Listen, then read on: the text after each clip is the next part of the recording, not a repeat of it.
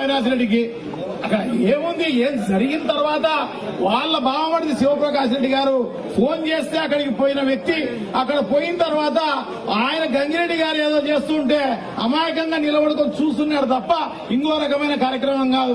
ఈయన తుడిసింది లేదు, ఏం లేదు. గంగిరెడ్డి గారి పాత్ర అయితే ఖచ్చితంగా ఉంది. ఖచ్చితంగా గంగిరెడ్డి గారు చేసినారు కాబట్టి అప్పుడు తెలియదు.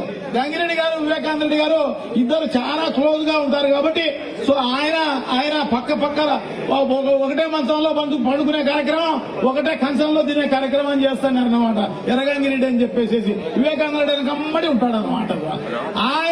ఆయన పాత్ర ఖచ్చితంగా ఉంది. సో ఆయన చేస్తూ ఉంటే ఈయన ఆపలేకపోయి ఉండొచ్చు. ఎందుకంటే ఎంతో క్లోజ్ గా వివేకానంద రెడ్డికి చాలా క్లోజ్ గా ఉండే వ్యక్తి ఈయన ఏదో చేస్తానాలే అని చెప్పేసి అనుకుని ఉండవచ్చు అనమాట.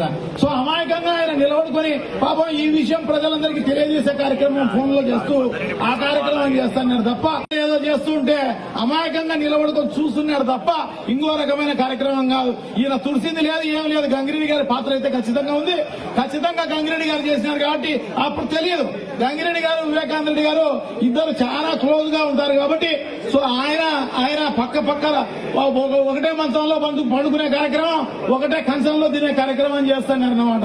ఎర్రగంగిరెడ్డి అని చెప్పేసి వివేకానంద రెడ్డి కమ్మడి ఉంటాడన్నమాట. ఆయన పాత్ర ఖచ్చితంగా ఉంది. సో ఆయన చేస్తూ ఉంటే ఈయన ఆపలేకపోయి ఉండొచ్చు. ఎందుకంటే ఎంతో క్లోజ్ గా వివేకానంద రెడ్డికి చాలా క్లోజ్ గా ఉండే వ్యక్తి ఈయన ఏదో చేస్తానాలే అని చెప్పేసి అనుకుని ఉండవచ్చు అనమాట. సో అమాయకంగా ఆయన నిలబడుకొని పాపం ఈ విషయం ప్రజలందరికీ తెలియజేసే కార్యక్రమం ఫోన్ లో చేస్తూ ఆ కార్యక్రమం చేస్తాడు తప్ప